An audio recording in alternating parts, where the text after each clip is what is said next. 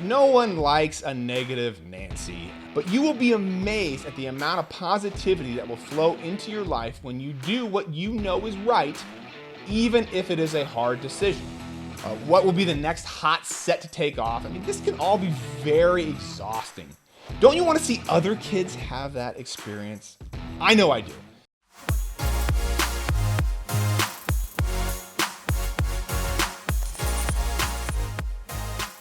All right, hey everybody, welcome back to another episode of the Power Sports Memorabilia Show. I am your host, Matt Powers. Thank you again for joining me. Please visit the website, powersportsmemorabilia.com. Also give me a follow over there on Instagram, at Powers Autographs. Well, we all want to have the most positive experience collecting sports cards. No one wants to be miserable or stressed out. Collecting what you love and buying within your budget are no-brainers. But here are 5 things you must do to have the best time of your life collecting cards.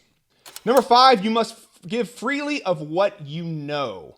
At some point in the hobby, another collector helped you out, whether that was giving you a tip on a player or a specific card, or helped you avoid a buying mistake. Maybe they helped you inspect your cards on your first ever grading submission, or picked up some retail product for you at Target.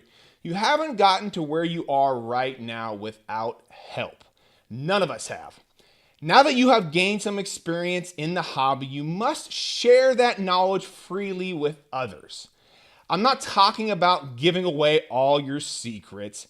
However, if you see a new collector coming into the hobby asking the same types of questions that you did when you were new, it is your duty to help them out.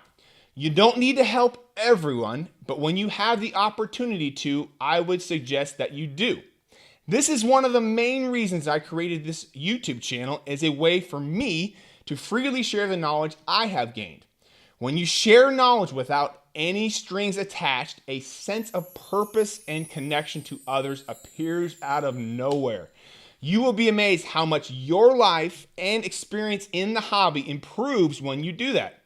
It is that connection that continues to make the sports card hobby stronger every day. Number 4, you must be positive on social media.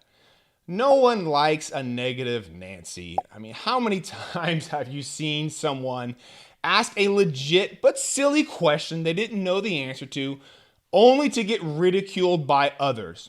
All the time. Or someone asks in your favorite Facebook group, how do I find the value of this card? Then everyone gets angry at them because they all know the answer, eBay. But how do you think that person feels when they get bombarded with all that negativity? Will that make them want to ask another question? Will that make them want to stay in the hobby? Probably not. The old saying is truer now than ever, since everyone can see what you post. If you don't have something nice to say, don't say it at all. It is really quite amazing to see grown adults arguing on social media about sports cards in a negative way, calling each other names. I mean, why would people choose to spend their time doing that? Have you ever noticed the people that are the most popular in these groups are the ones that provide the most value to others?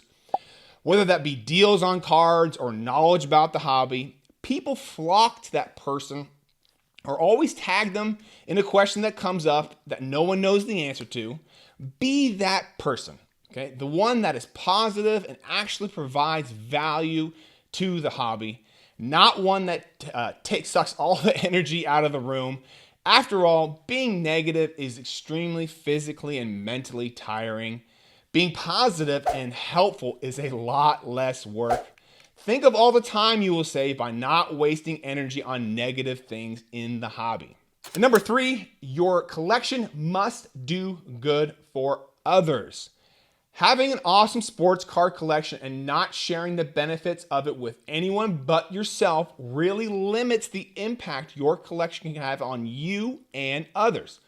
Let me give you a quick example. Okay, your mom is having a procedure done at the hospital and can't afford the medical bill of $2,000. She really needs to have this done, but is reluctant to due to the cost and is afraid to ask for financial help from family. How many of us have a parent just like this? All right. The last thing a parent wants to do is ask for money from their child. They never want to do that. Okay, you have a $2,000 card in your collection that can be sold today and pay for your mom's procedure. What do? I would suggest selling the card and paying for that procedure. Sports cards come and go, and most likely at some point you can buy that card again.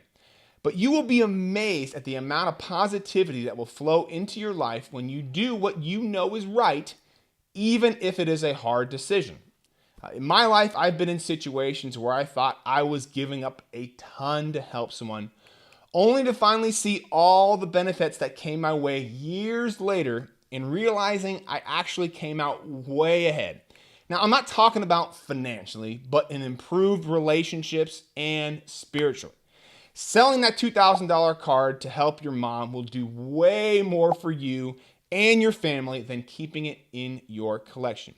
You may not see all the benefits immediately, but they will be plentiful down the road. And number 2, you must take a break from the hobby every once in a while. This doesn't have to be a long break. It could be a week or maybe a month or even a year. Taking a break from the hobby gives your brain a break. Thinking about who's going to be the next hot prospect, what cards are undervalued, what will be the next hot set to take off. I mean, this can all be very exhausting. When I take a break from anything in my life and come back to it later, I have a newfound perspective and appreciation for it. Let me give you a quick example. I remember I used to train for Olympic weightlifting, and I still do, but just not competitively. And I would train 5 days a week for up to 3 hours in each session, all right? Snatch, clean and jerk, squats, presses, mostly compound movements that put a huge strain on my body. Every 6 months or so, we would take an entire week off from training. Now, at first, you're sort of pissed because you think you aren't getting any better by not training. Quite the opposite happens. Not only does your body get a chance to recover, but mentally you get a break from constantly thinking about weightlifting. During that week, mental clarity becomes clear. The body finally feels normal again. When I would come back to training, I found a newfound excitement about the future of my training. I felt re-energized and ready to train at 100%. That break was just what I needed to continue the process of getting as strong as possible. The body doesn't get stronger while it's training, okay? Only in the recovery phase does long-term strength actually occur. Taking a break from sports cards will give you a new perspective on your collection, maybe give you an insight on something you never thought of. It will also re-energize you to continue collecting. Everyone needs a break, and there's no shame in admitting that or taking one. And number 1, you must support a local card shop. Running any business is tough, especially in the internet age where almost anything can be found online. Sports card shops have had their ups and downs in the past decade. Many have closed. However, some are finding a resurgence and have become very successful. When I was a kid, one of the highlights was going down to the local card shop. I remember riding my bike down there in the summertime as fast as I could with my buddies. I could not wait to get inside right when they opened to check out the latest Beckett and see what my cards were worth, hoping one day a card would be worth maybe $10. Do some trading with some other kids, maybe scrounging up a couple bucks at the house to pick up a pack or two. We would spend hours there if our parents would let us.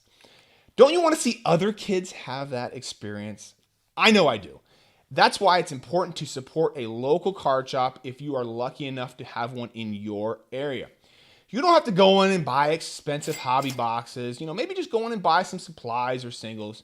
You don't even have to buy anything. Just share with your social media followers that there is a local card shop in your area. Help spread the word. Everyone can do something to support them. I hope this video gives you a new perspective on how to have the most positive experience possible collecting in the hobby. Thank you guys again for watching. I always appreciate it. Again, visit the website, powersportsmemorabilia.com. Also give me a follow over there on Instagram @PowersAutographs. And I will see you on the next episode.